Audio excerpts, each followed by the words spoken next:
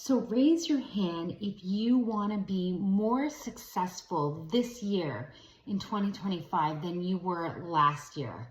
I know all hands are going up right now because we all strive for greater success, whatever that might mean for you. We all have different definitions of success, whether that's making more money this year, whether it's improving our health, strengthening relationships, or just building our overall confidence.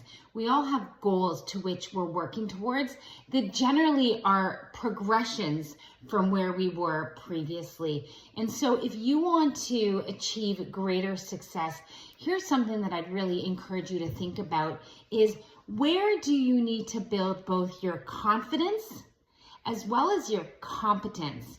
Right? When we're looking at building a new skill, for example, it could be anything. If you're working on learning how to play a new instrument, or how to speak a new language, or maybe you just want to become more proficient to something that you do on your job, right? That takes a certain level of skill set. But oftentimes what happens is we can get really bogged down in building the knowledge side of skill building. So whether that's reading lots of books or watching YouTubes or whatever it might be, we're accumulating a lot of information. And the problem is that most people think that knowledge is power, right? I'm sure you've heard that before. Knowledge is power. And that's just not true. Knowledge is potential power. It's potential power because when you have knowledge and you do nothing with it, you're not creating, you're not making any changes or building any momentum with that knowledge. It's like knowing without doing is like not knowing. So actually knowledge is potential power. It's potential power that you can use towards creation. So knowledge is potential power. So knowledge itself is not going to help you build your competence or your confidence towards improving a skill. And so, in fact, confidence and competence are a loop.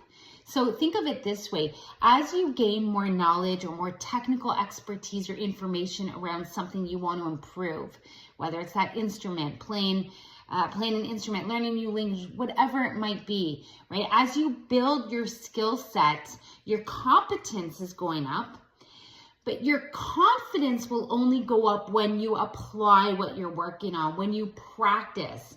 And often, you hear the expression practice makes perfect. That's actually not true. Practice makes permanent, because what you do repetitively over and over becomes your default habits. It becomes what you tend to do naturally and automatically without thinking, without intentional effort. And so as you practice applying the knowledge towards that new skill and you get better at it, your confidence is going to go up. You're going to feel more skillful, and that's going to give you confidence. And then guess what? What happens when you have more confidence around something? You're more willing to do and try. You're more willing to get out of your comfort zone. And in fact, my mantra is that growth, which we all want, and comfort cannot coexist. Growth and comfort cannot coexist. So as your confidence grows, so too does your ability to expand and stretch your comfort zone and to do and to try more.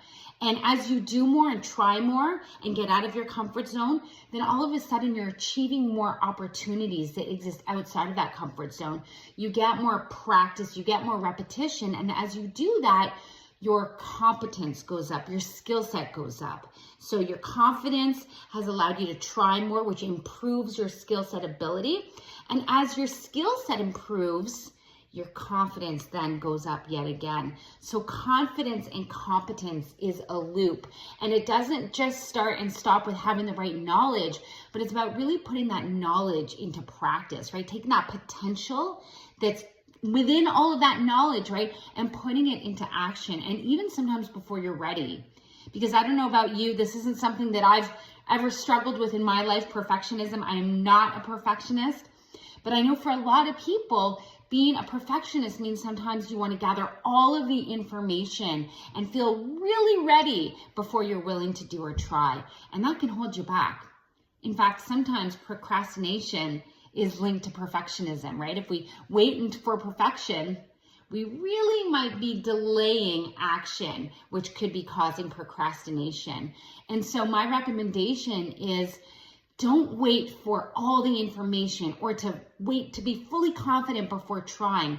Get the fundamentals and the principles that you need to take the first steps on whatever that might be. Take action, start building that skill set or that competence.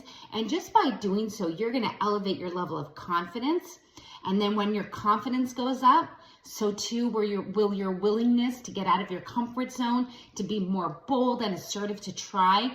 And when you try more, that skill set will improve, your competence will improve, and you will create that ongoing perpetual loop that's going to help you build that competence and confidence, allowing you to achieve your greater results. So if you want to be more successful this year than you were last year, where do you need to take action? Where do you need to take knowledge that you know you already have and put it out and get some momentum going so that your confidence will allow you to keep it going and continuously build on that skill set, driving personal results? Have a great day.